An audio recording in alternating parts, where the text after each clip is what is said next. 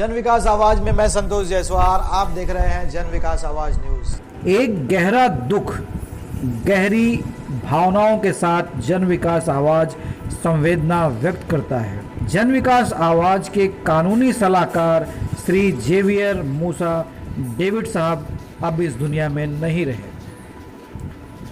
22 जुलाई 2020 को मुंबई के जसलोक अस्पताल में उन्होंने अंतिम सांस ली।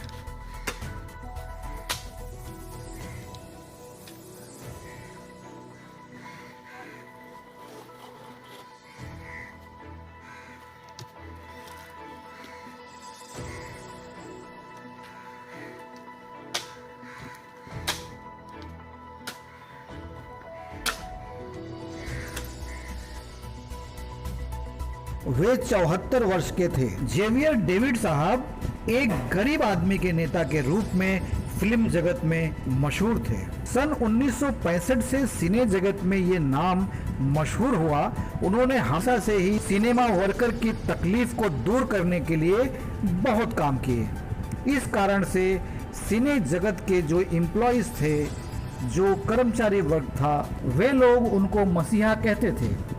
उनके लिए सबसे बड़ी बात यह रही कि जिस समय सिने वर्कर्स के साथ गलत व्यवहार होता था और उनकी सुनने वाला कोई नहीं था, उस समय मिस्टर जेवियर डेविड साहब ही वो व्यक्ति थे जिन्होंने सिने एम्प्लॉइज यूनियन में एक बड़ा योगदान दिया। अगर उनके कैरियर की बात करें, उन पर नज़र डालें तो लगभग 50 साल का अनुभव उनके साथ रहा। उन्होंने उस समय के मशहूर संगीतकार आर.डी. बर्मन साहब, सलील चौधरी, नौशाद अली साहब, श्री प्यारेलाल शर्मा और काफ़ी लोग जो उनके नज़दीकी रहे। साथ ही उन्होंने मनहर उदास, सब्बीर कुमार, सुषमा श्रेष्ठा और टी सीरीज जैसी बड़ी कंपनी के साथ भी काम किया। 80 के दशक में अलाइड मजदूर यूनियन में शामिल हुए। तब से केवल फिल्म उद्योग के श्रमिकों के कल्याण के लिए उन्होंने काम किया। डेविड साहब के इस नेक काम के लिए बड़े समर्थन भी मिले, जिसमें मशहूर अभिनेता मिथुन चक्रवर्ती, जैकी श्रॉफ, शत्रुघ्न सिन्हा और स्वर्गीय अमजद खान जी डेविड साहब की बड़ी तारीफ की।